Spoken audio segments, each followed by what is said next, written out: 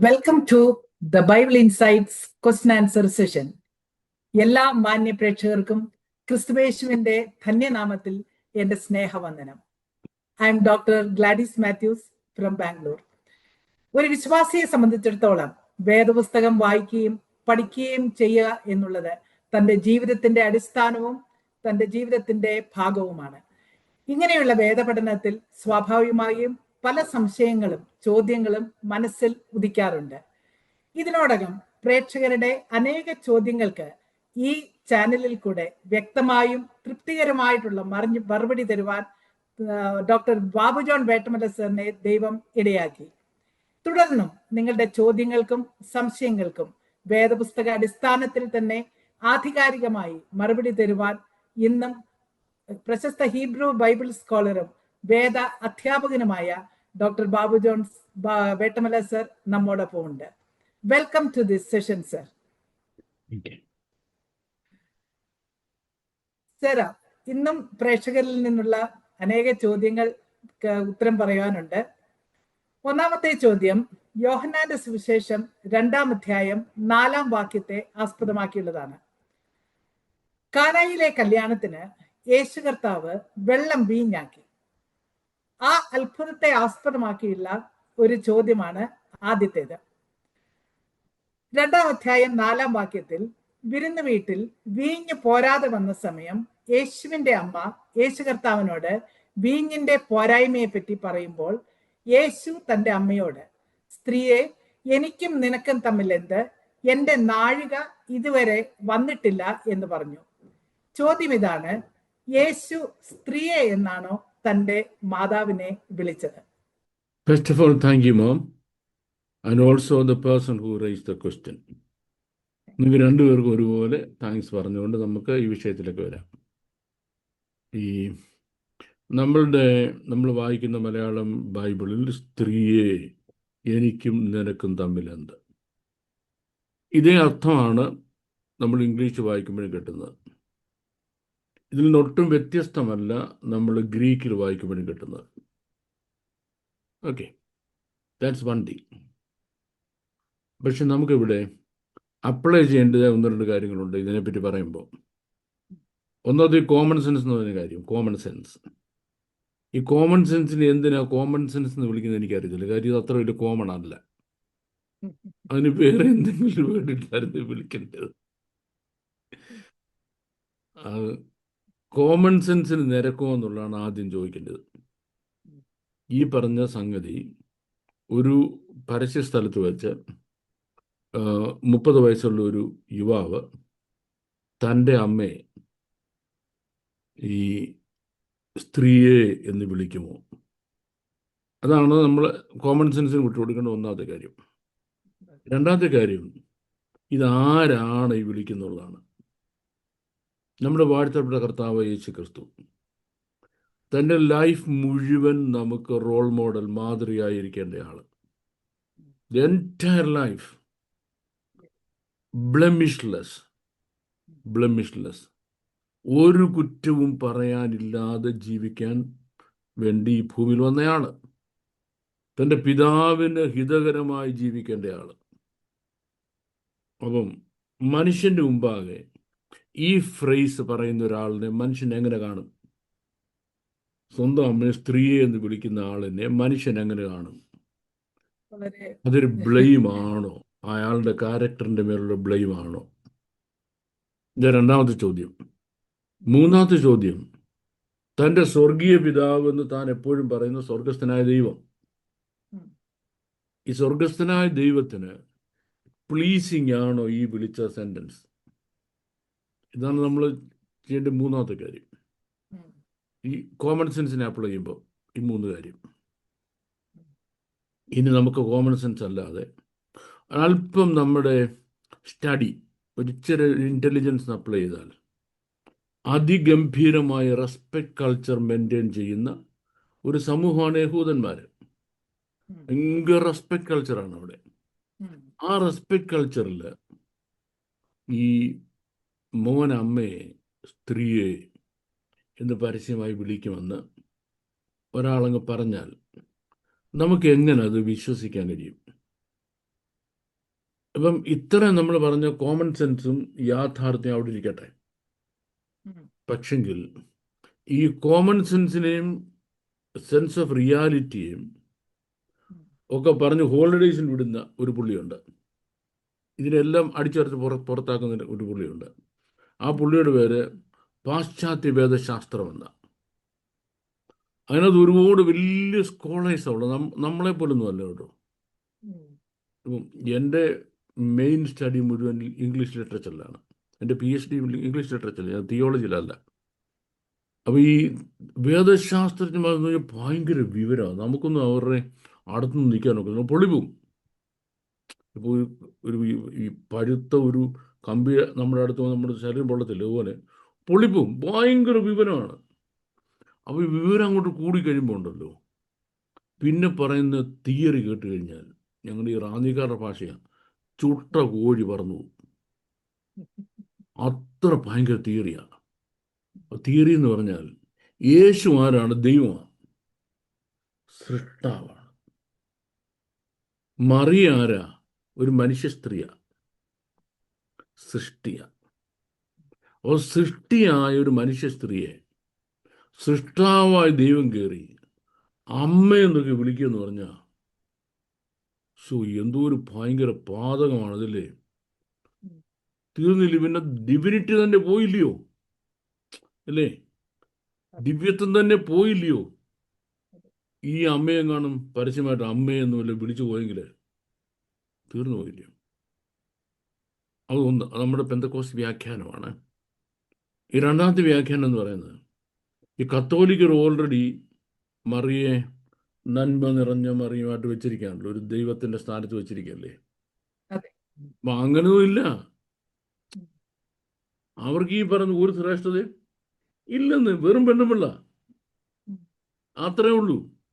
വേദവസം പോലും അങ്ങനെ പറഞ്ഞു, വെറും പെണ്ണുപിള്ള, അത്രേ ഉള്ളൂ എന്നൊക്കെ വരുത്തക്ക രീതിയിൽ ഉള്ള നമ്മുടെ വ്യാഖ്യാനങ്ങളാണ് ഈ വേദപുസ്തകത്തിലെ ഈ പരിഭാഷയേക്കാൾ ഭയങ്കരം. പരിഭാഷ നമുക്ക് വിടാം, പോട്ടെ. ഈ വ്യാഖ്യാനം കേൾക്കുമ്പം സത്യം പറഞ്ഞ എൻ്റെ കാര്യം ഞാൻ പറയാം, ചങ്ക് പൊട്ടിപ്പോവും. വേദപുസ്തകം വായിച്ച് പഠിക്കാൻ തുടങ്ങിയ കാലം മുതൽ, ഞാൻ മുമ്പ് പറഞ്ഞു ചെറിയ പ്രായത്തിൽ വായിക്കാൻ തുടങ്ങിയ ആളാണ്. എനിക്ക് ആശയക്കുഴപ്പം ഉണ്ടാക്കിയ കാര്യം അത്. പക്ഷേ ഇത് പള്ളി ചോദിക്കാൻ പറ്റത്തില്ല, അടി കിട്ടും. വീട്ടിൽ പിന്നെ മിണ്ടാനും ഒക്കത്തില്ല. അപ്പം നമുക്കിനി ഒരു പ്രാക്ടിക്കൽ റെലംസിലേക്ക് വരാം. ഞാൻ എൻ്റെ ഒരു സത്യം പറയാം. സൺഡേ സ്കൂളിൽ പോയി ഈ കാര്യം പഠിച്ചിട്ട് വീട്ടിൽ വന്നിട്ട് സ്ത്രീയെ ഒരു കട്ടൻ കാപ്പിയും കെടുത്തി എന്ന് ഞാൻ അമ്മയോട് പറയുകയാണെന്ന് ഇരിക്കട്ടെ, ഒരിക്കലും പറഞ്ഞിട്ടില്ല. ഉറപ്പ് കയ്യിലിരിക്കുന്ന തവിക്കണമുണ്ട്, അതിൽ അടി കിട്ടും. ഈ തവിയുടെ ഉണ്ടല്ലോ പിടിയെ, അപ്പൊ കിട്ടും ചെയ്യും. ഇത് കേട്ടോണ്ട് അച്ചാനെങ്ങാണ് അപ്പുറത്ത് നിന്ന് കേട്ടുപോയെങ്കിൽ പിന്നെ അടിയുടെ പൂര. ആ ആഴ്ച കംപ്ലീറ്റ് അടിയാ. പിന്നെ ഈ ഒരൊറ്റ സെന്റൻസ് ചെയ്തു, സ്ത്രീയെ വിളിച്ചാൽ മതി. ഇനി ഞാൻ സംസാരിച്ചത് ധാരാളം അമ്മമാരോടും ചോദിച്ചിട്ടുണ്ട്, ബൈബിൾ ക്ലാസ് ഒരുപാട് അമ്മമാരോട് ചോദിച്ചിട്ടുണ്ട്. നിങ്ങളുടെ കുഞ്ഞ് സൺഡേ സ്കൂളിൽ നിന്ന് വന്നിട്ട്, അവിടെ നിന്ന് പഠിച്ചുകൊണ്ട് വന്നിട്ട്, സ്ത്രീയെ എനിക്ക് കാപ്പിയൊക്കെ ഇങ്ങെടുത്തേ, പലഹാരം എടുത്തെന്ന് പറഞ്ഞാൽ നിങ്ങൾക്ക് എങ്ങനെ ഫീൽ ചെയ്യും?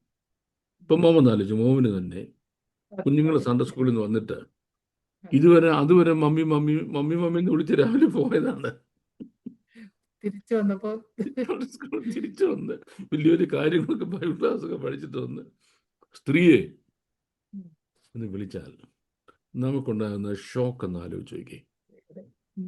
അപ്പം നമ്മൾ വിശുദ്ധ വേദപുസ്തകം എപ്പോഴും റിയാലിറ്റി, യാഥാർത്ഥ്യം, ട്രൂത്ത്, സത്യം, ഈ ട്രൂത്തിൻ്റെ ബാക്ക്ഗ്രൗണ്ടിലെ വേദപുസ്തകം പഠിക്കാവും. നമ്മളൊരു കാര്യം കേട്ടു, കേട്ടതെല്ലാം വിശ്വസിക്കരുത്. തിരിച്ച് അതിനെ കൊണ്ട് നമ്മൾ വേറൊരു ബാക്ക്ഗ്രൗണ്ടിൽ വെക്കണം, against the background of truth. സത്യമെന്ന ആ ഒരു ബാക്ക്ഗ്രൗണ്ടിൽ ഈ ഇൻസിഡന്റ് ഒന്ന് വരയ്ക്കണം. അപ്പൊ അവിടെ അത് ഫിറ്റിനാകുമോ?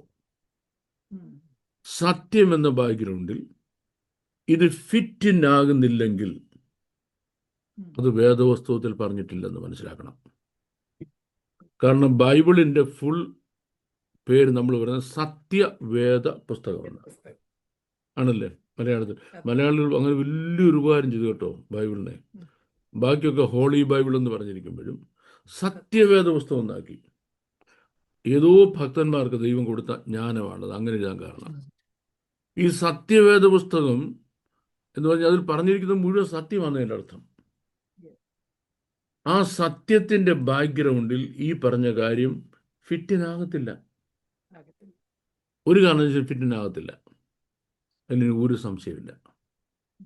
അങ്ങനെയാണെങ്കിൽ ഇനി എന്താണ് ഉം. അത് അന്വേഷിച്ച് കണ്ടെത്തി കുട്ടികളെ പ്രത്യേകിച്ച് സൺഡേ സ്കൂൾ ക്ലാസ് കുട്ടികളെ പഠിപ്പിക്കുക എന്നുള്ളതും ഉം. ഇനി പ്രസംഗിക്കുമ്പോൾ പബ്ലിക്കിനോട് പറഞ്ഞു കേൾപ്പിക്കുകയും ചെയ്യുന്നുള്ളത് ആരുടെ ഉത്തരവാദിത്തമാണ്? വചനത്തിൻ്റെ ശുശ്രൂഷകന്മാരെന്ന് സ്വയം പരിചയപ്പെടുത്തുന്ന പട്ടക്കാരുടെയും ഉം. പിന്നെ ഉപദേശിമാരുടെയും പാസ്റ്റർമാരുടെയും അധ്യാപകരുടെയും ഒക്കെ അവരുടെ ദൗത്യമാണ്, അവരുടെ കടമയാണത്. അവരതിന് ആ സത്യം അന്വേഷിക്കാൻ പോകുന്നില്ല, എന്താന്നുള്ള സത്യം അന്വേഷിക്കാൻ പോകുന്നില്ല. മറിച്ച് എന്ത് ചെയ്യുന്നില്ല, അവരെക്കാട്ടിൽ മണ്ടൻ ഒരു പുള്ളി പറഞ്ഞ ന്യായീകരണം ഉണ്ടല്ലോ, അവരെക്കാട്ടിൽ മണ്ടൻ ഒരു പുള്ളി പറഞ്ഞ ആ വേദശാസ്ത്ര ന്യായീകരണം. ഈ വേദശാസ്ത്ര ന്യായീകരണം ഇറക്കിക്കൊണ്ട് വരുന്നത് എന്തുമാത്രം അബദ്ധം എന്ന് ആലോചിച്ചേക്ക്. അപ്പൊ ഇവിടെ നമുക്ക് ആദ്യം എന്തുകൊണ്ടാണ് ഈ സ്ത്രീ പ്രയോഗം ഉണ്ടായെന്ന് നോക്കണം. ആദ്യം നോക്കാൻ പോകുന്നത്. അപ്പം എനിക്ക് ഈ ഔട്ട്സെറ്റിൽ എനിക്ക് പറയാനുള്ളത്, യേശു നമ്മുടെ വാഴ്ത്തപ്പെട്ട കർത്താവ് തൻ്റെ അമ്മയെ കാനായിലെ കല്യാണ സ്ഥലത്ത് വെച്ച് സ്ത്രീയെ എന്ന് വിളിച്ചില്ല.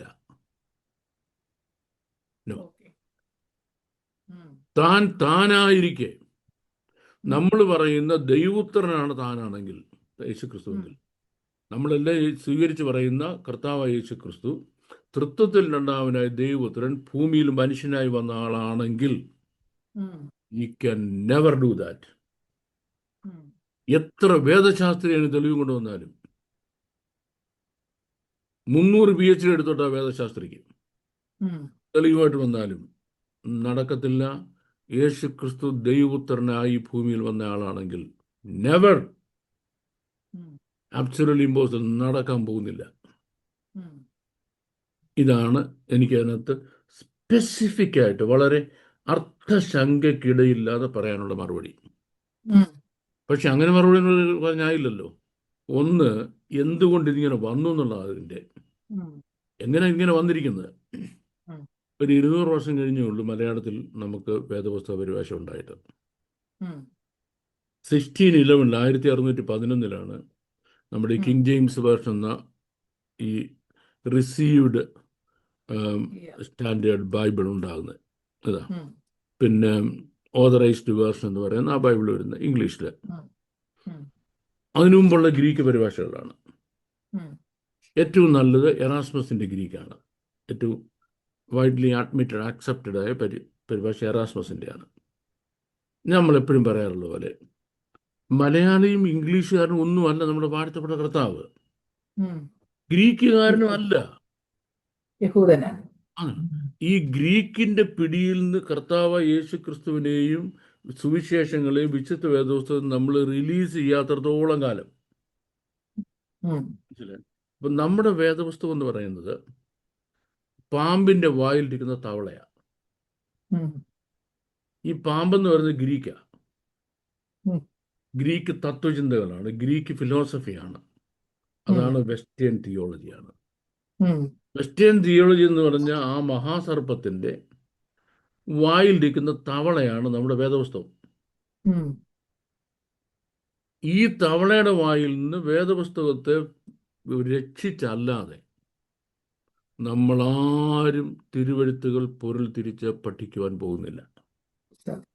There's no doubt about it. ഈ വീൽ ചെയറിൽ നിന്ന് ഇറങ്ങുന്ന ഞാന് ഈ ടോപ്പ് ടു ടോ ഡിസ്ഫങ്ഷണലായ ഒരു മനുഷ്യനാണ്.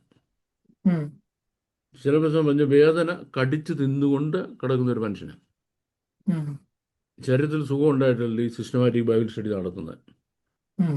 ഒരേ ഒരു കാരണം, ഈ സത്യം എങ്ങനെങ്കിലും ഈ ഗ്രീക്ക് എന്ന് പറയുന്ന ഈ മഹാസർപ്പത്തിൻ്റെ ഉം. വായിൽ നിന്ന് ഈ വേദപുസ്തകത്തിൽ നിന്ന് പുറത്തു കൊണ്ടുവന്ന് റിലീസ് ചെയ്യണം. ഒന്ന് റിലീസ് ചെയ്ത ആളുകൾക്ക് ഈ തിരുവചന സത്യം എന്ന് പറഞ്ഞു കൊടുക്കണം. ഉം. That's only reason why I teach the systematic ഉം. Bible study. ഉം. അപ്പം ഇവർക്കൊരു കൾച്ചറുണ്ട്, വെസ്റ്റേൺ കൾച്ചർ. ഉം. ആ വെസ്റ്റേൺ കൾച്ചറിൽ റെസ്പെക്റ്റ് ഇല്ല. ഉം. റെസ്പെക്റ്റ് ഇല്ല. ഉം. അവർ റെസ്പെക്റ്റ് ചെയ്യുന്ന ഒരു ഹൈറാർക്കി ഉണ്ട്. ഉം. ഹൈറാർക്കി, ആ ഹൈറാർക്കിയിലെ റെസ്പെക്റ്റ് ഉള്ളൂ. ഇപ്പം കിങ്ങിനെയും ക്വീനെയും മൊണാർക്കിനെ റെസ്പെക്റ്റ് ചെയ്യണം, ഉം. പാർലമെന്റേറിയൻസിനെ റെസ്പെക്റ്റ് ചെയ്യണം. ഉം. എങ്ങനെ ഞങ്ങളുടെ മേയർ, സിറ്റി മേയർ വന്ന് റെസ്പെക്റ്റ് ചെയ്യണം. ഉം. അവരെ നമ്മളുടെ മീറ്റിങ്ങിന് വിളിക്കുകയാണെങ്കിൽ അവരെ നമ്മളെങ്ങനെ അഭിസംബോധന ചെയ്യേണ്ടി അതിൻ്റെ ലിസ്റ്റെല്ലാം ഇങ്ങനെ അയച്ചു തരും. ഉം. ഇവരെന്നും ഹീ എന്നും ഹിസെന്നും ഹിമ്മെന്നും ഒന്നും പറയാൻ പറ്റത്തില്ല. ഉം. ഉം. Now you can come and speak to the audience പറയാൻ കൊടുക്കത്തില്ല. ഓക്കെ. അപ്പോൾ അതിലെല്ലാം അവർക്ക് എഴുതി വെച്ചിട്ടുണ്ട് ആ. ഒഫീഷ്യൽ കാറ്റഗറിയിൽ. ഉം. ഉം. പക്ഷെങ്കിൽ നമ്മുടെ പേഴ്സണൽ ലൈഫിൽ വരുമ്പോൾ ഇങ്ങനെ സംഗതിയില്ല. ഉം.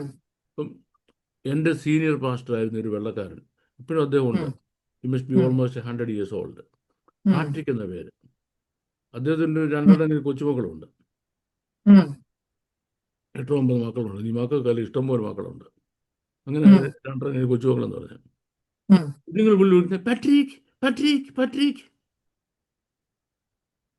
ഞാനും ഒരു വല്യപ്പച്ചൻ്റെ കൂടെ വളർന്നത്, വേട്ടവലി ഫിലിപ്പോസ് സ്വദേശി.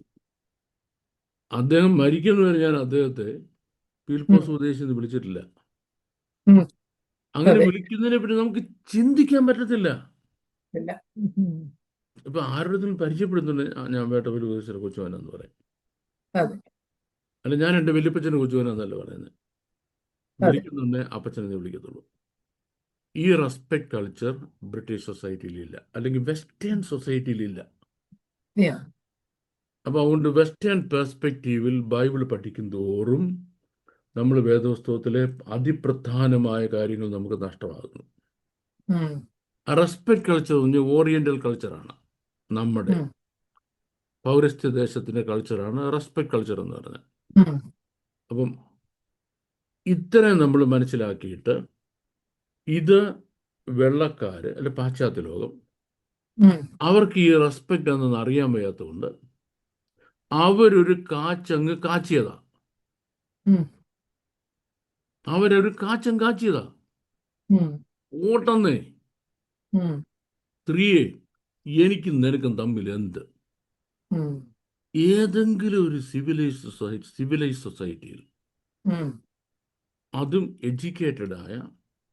മച്ചുവറായ പ്രായം പക്വതയും വന്ന വളരെ ഗൗരവമുള്ള ഒരു മകൻ ഉം. ഒരമ്മയെ ഇങ്ങനെ പറയും പബ്ലിക്കായിട്ടും പറയത്തില്ല, പ്രൈവറ്റായിട്ടും പറയത്തില്ല.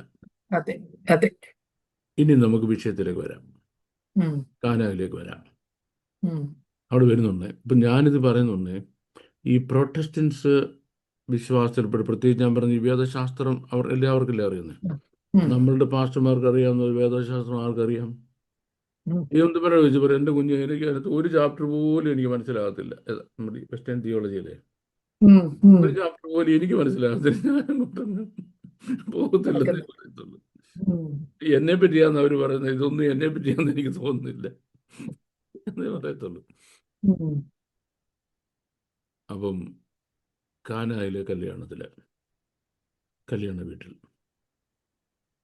മറിയ വന്ന് നമ്മുടെ വാഴ്ത്തപ്പെട്ട കർത്താവിനോട്, മകനെ അവർക്ക് വീഞ്ഞ് തികയുന്നില്ലെന്ന് പറയുന്നു.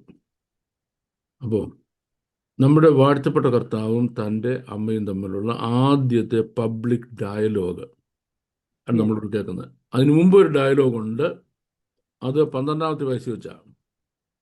ഉം. ഞാൻ എൻ്റെ കള- പിതാവിനുള്ളതിൽ ഇരിക്കേണ്ടെന്ന് അറിയുന്നു. അല്ലയോ? ഫസ്റ്റ് അത് വെച്ചിട്ട് 2 പേരുണ്ട്, അപ്പനെയും അമ്മയും കൂടെ ചേർത്തായിരിക്കും പറയുന്നത്. ഉം. ഉം. പക്ഷെ മറിയ ഒന്ന് ചോദിക്കുന്നു, മോനെ നീ ഉം. ഞങ്ങളോട് ചെയ്യുന്നതെന്ന് ചോദിക്കുമ്പോൾ ഉം. Also there. ഉം. അപ്പം അമ്മയോട് മാത്രമായിട്ടുള്ള ഫസ്റ്റ് ഡയലോഗാണിത്. ഉം. നമുക്ക് അവർ സംസാരിച്ച ഭാഷയിൽ തന്നെ പോകണം. ഉം. കർത്താവ് മറുപടി ചോദിക്കുക,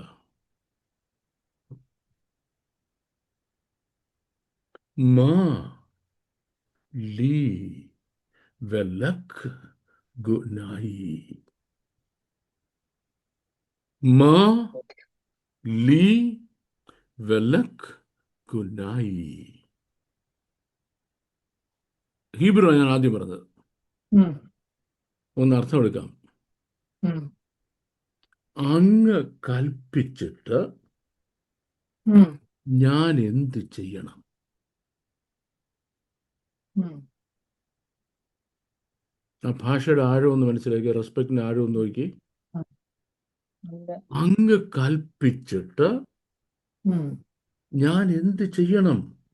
ഉം. ഗുനായി. ഉം. ഗുനായി എന്ന് പറഞ്ഞാൽ രാജ്ഞിക്ക് തുല്യമായ ബഹുമാനം അർഹിക്കുന്ന ഒരാളിനെ വിളിക്കുന്ന പേരാ ഗുനായി എന്ന്. ഇപ്പൊ ബ്രിട്ടീഷ് രാജ്ഞിയാണ് നിൽക്കുന്നിരിക്കട്ടെ, ഓക്കെ. കഴിഞ്ഞിടയ്ക്ക് മരിച്ചുപോയ എലിസബത്ത് അതെ. രാജ്ഞിയാണ് നിൽക്കുന്നിരിക്കട്ടെ, ഉം. എലിസബത്ത് രാജ്ഞി എന്തായിരിക്കും വിളിക്കുന്നത്? ഗുനായി. ആ കൾച്ചറിൽ, ആ ഭാഷയിൽ അതിനേക്കാൾ റെസ്പെക്റ്റ് അർഹിക്കുന്ന ഒരു ടെർമിനോളജി ഇല്ല. ഉം. ഉം. അതിനേക്കാൾ റെസ്പെക്റ്റ് അർഹിക്കുന്ന ഒരു ടെർമിനോളജി ഇല്ല. ഉം. ഇല്ല. അതെ. ആ ടെർമിനോളജിയാണ് ഉം. നമ്മുടെ വാഴ്ത്തപ്പെട്ട കർത്താവ് തൻ്റെ അമ്മയെ അഭിസംബോധന ചെയ്യാൻ ഉപയോഗിച്ചത്. ഉം. കാരണം എന്താണെന്നറിയാമോ? ജീവിതത്തിൻ്റെ ചെറിയ പ്രായത്തിൽ ഉം. ഈ മോനി അമ്മയുടെ അകത്ത് വരുന്നു. ഉം. അത് കാരണം ആ സ്ത്രീ സഹിക്കേണ്ടി വന്നതിന് ഒരു പരിധിയില്ല. അപമാനം. ഉം. അപമാനവും കഷ്ടത മുഴുവനും. ഈ കുഞ്ഞിനെ തോളത്തിട്ടുകൊണ്ട് 4 ദിവസം ഓടുക, റെയ്നോക്ലർ എന്ന് പറയുന്ന നദിയുടെ തീരത്തോട് ഈജിപ്തിലോട്ട് 4 ദിവസം പ്രാണനും കൊണ്ട് ഓടുക. ഉം. കാരണം there was death sentence on him. Yeah. അത് കഴിഞ്ഞ് തിരിച്ചു വന്ന് ഈ കുഞ്ഞിന് അപകടം പറ്റി, ഈ ആളാ എന്ന് പുറത്തറിഞ്ഞാൽ ഹെരോദാവിൻ്റെ മക്കളൊക്കെ വരികയല്ലേ, ആ. അത് പിടിച്ച് കൊല്ലുമെന്നുള്ള പേടിയിൽ ആരും അറിയാതെ കൊണ്ടുപോയി അങ്ങ് നോർത്തേൺ ഗാലിലയിലെ അങ്ങേ അറ്റത്ത് ഈ നാസറേത്ത് എന്ന സ്ഥലം. ഉം. നാസറേത്ത് എന്ന വേർഡിൻ്റെ അർത്ഥം ഡെസ്പിക്കബിൾ അല്ലെങ്കിൽ നിന്ദ്യമെന്ന, ഉം. ഏറ്റവും മോശമായിരുന്നു. കാരണം എന്തെങ്കിലും ഒരു നിലയുള്ള വിദ്യാഭ്യാസം യോഗ്യരായവർ അവിടെ പോയി താമസിക്കും. ഓക്കെ. അപ്പൊ എന്തിനാ അവിടെ പോയി താമസിക്കുന്നത്? അവിടെ താമസിച്ചാൽ നസ്രായ. ആരും അന്വേഷിച്ച് വരത്തില്ല. ഉം. ആരും അവിടെ അന്വേഷിച്ച് വരത്തില്ല. ഇപ്പം മാമനൊരു സാരി വേണമെന്നുണ്ടെങ്കിൽ മീൻ ചന്തയിലാണ് സാരി മേടിക്കാൻ പോകുന്നത്. ഇല്ല. മീൻ ചന്തയിൽ പോകത്തില്ല, ഇവിടെ സാരി വല്ലതും ഉണ്ടെന്ന് അന്വേഷിച്ചില്ലല്ലോ. ഇല്ല. അപ്പം ഇല്ല. ഇങ്ങനൊരാൾ ഇവിടെ എങ്ങാനും ഉണ്ടോ എന്ന് ഒരിക്കലും അന്വേഷിച്ച് വരാൻ സാധ്യതയില്ലാത്ത സാധ്യതയില്ല. നാസറേത്ത് എന്ന റിമോട്ട് വില്ലേജിൽ ഇൻ ആബ്സല്യൂട്ട് ക്ലാൻഡസ്റ്റൈനിറ്റി, ആബ്സല്യൂട്ട് ക്ലാൻഡസ്റ്റൈനിറ്റിയിൽ ഈ കുഞ്ഞുമായിട്ട് പോയി താമസിക്കുക, ഈ മോനെ പ്രൊട്ടക്ട് ചെയ്യുന്നതിന് വേണ്ടി. അതിനുശേഷം അവർ കുഞ്ഞുങ്ങളുണ്ടാകുന്നുണ്ട്. അതെ. അപ്പം അത്രയും കഷ്ടപ്പെട്ട് ഈ കുഞ്ഞിനെ വളർത്തിയ ഈ അമ്മ, നമ്മൾ ഭയങ്കര ഇമോഷണൽ അറ്റാച്ച്മെന്റാണ്, സോ സ്ട്രോങ് ബോണ്ടേജാണ് ഇവർ തമ്മിലുള്ളത്. ഈ അമ്മയും മോനുമായിട്ടുള്ള ബോണ്ടേജ് നമുക്ക് ഇതിനെപ്പറ്റി നല്ലപോലെ റിസർച്ച് ചെയ്താൽ നമ്മുടെ വാഴ്ത്തപ്പെട്ട കർത്താവിൻ്റെ ലൈഫ് സ്റ്റോറി മുഴുവനും എഴുതിയ അതിഗംഭീരമായ റൈറ്റിങ്സ് ഉണ്ട്, ഒറിജിനൽ റിസർച്ച് മെറ്റീരിയൽസ് ഉണ്ട്. അതിൻ്റെ ബേസിലാണ് ഞാനീ പറയുന്നത്. ഈ കൊട്ടേഷൻ പോലും എനിക്ക് അവിടെ നിന്ന് കിട്ടിയത്. ഇവർ തമ്മിലുള്ള ഡയലോഗ് ഉണ്ട്. ഈ ഡയലോഗിലെ കൊട്ടേഷൻ പോലും അതുപോലെ ഞാൻ കോട്ട് ചെയ്യാൻ കാരണം അതാണ്. അപ്പം ആ അമ്മ വന്ന് തൻ്റെ അടുത്തൊരു കാര്യം പറയാം. കാര്യം പറയുമ്പം ഈ മോൻ എന്താ ചോദിക്കുന്നത്? രാജ്ഞിക്ക് തുല്യമായ ബഹുമാനം അർഹിക്കുന്ന അങ്ങ് കൽപ്പിച്ചിട്ട് ഞാൻ എന്ത് ചെയ്യണം? മാ ലീ വെലക് ഗുനായി. അങ്ങനെ സംസാരിച്ച യേശുക്രിസ്തുവിനോടാണോ ഉം. സ്ത്രീയെ എനിക്കും നിനക്കും തമ്മിൽ എന്തെന്ന് പറഞ്ഞ യേശു ക്രിസ്തുവിനോടാണ് നമുക്ക് താല്പര്യം തോന്നുന്നത്. ആദ്യത്തേത്. ഉം. That's my question number 1. 2, Yeah. ഇതിൽ ഏത് യേശു ക്രിസ്തുവിനെയാണ് നമ്മുടെ കുഞ്ഞുങ്ങൾക്ക് നമ്മൾ പരിചയപ്പെടുത്തി കൊടുക്കേണ്ടത്? അതെ. ഇതിൽ ഏത് യേശുവിനെയാണ് നമ്മുടെ കുഞ്ഞുങ്ങൾ മാതൃകയാക്കേണ്ടത്? സംസ്കാരത്തിന്റെ പൂർണ്ണതയുള്ള യേശുവിനെ. അമ്മയോടുള്ള ബഹുമാനം, സ്നേഹം, ആദരവ്, അത് മുഴുവൻ പ്രകടിക്കും നമ്മുടെ വാഴ്ത്തപ്പെട്ട കർത്താവ്. ഉം. ഇനി നോക്കിക്കോണേ, ഈ ലാസ്റ്റിൽ ഇവർ തമ്മിലുള്ള ഡയലോഗ് വരുന്ന ക്രൂശെ കിടന്ന. ഉം. ക്രൂശ് കിടക്കുമ്പോൾ ക്രൂശിലെ രണ്ടാമത്തെ മൊഴി ഉം. യോഹന്നാനോട് പറഞ്ഞു, ഇതാ നിന്റെ അമ്മ. യോഹന്നാനെ, ഇതാ നിന്റെ അമ്മ. അമ്മയെ ഗുനായി, ഉം. ഇതാ അങ്ങയുടെ മകൻ. ഉം. ക്രൂശിൽ കിടക്കുമ്പം പോലും മൂന്നാണി തൂങ്ങി കിടക്കുക. ഉം. അവിടെ കിടക്കും പോലും അമ്മയോടുള്ള സ്നേഹം, ബഹുമാനം, ആദരവ് ഒരു ഇഞ്ച് പോലും കുറച്ചിട്ടില്ലാത്ത നമ്മുടെ വാഴ്ത്തപ്പെട്ട കർത്താവ്.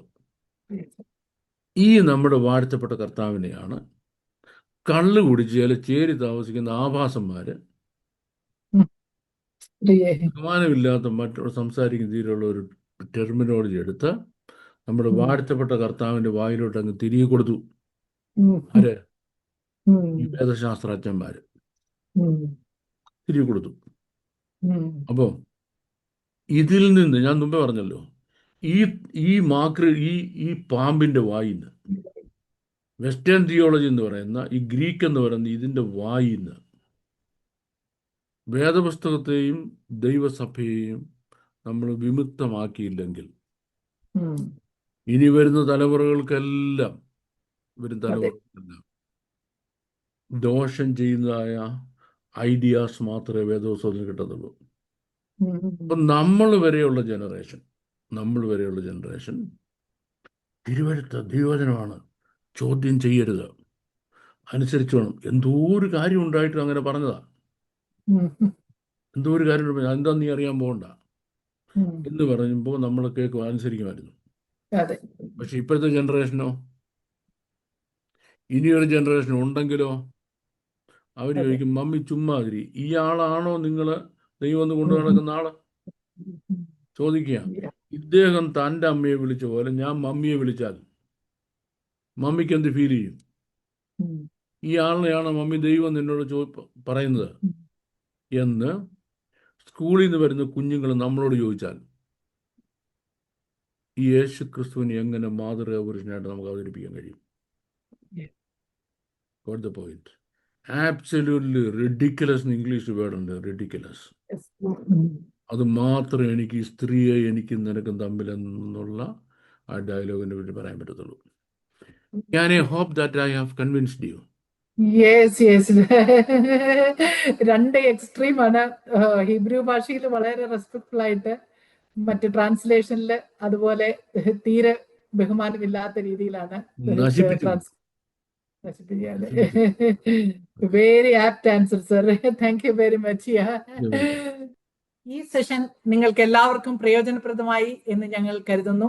തുടർന്നും നിങ്ങളുടെ ചോദ്യങ്ങൾ സ്ക്രീനിൽ കാണിച്ചിരിക്കുന്ന നമ്പറിൽ ടെക്സ്റ്റ് മെസ്സേജ് ആയിട്ടോ വോയിസ് മെസ്സേജ് ആയിട്ടോ നിങ്ങൾ അയക്കണമെന്ന് അപേക്ഷിക്കുന്നു. God bless you.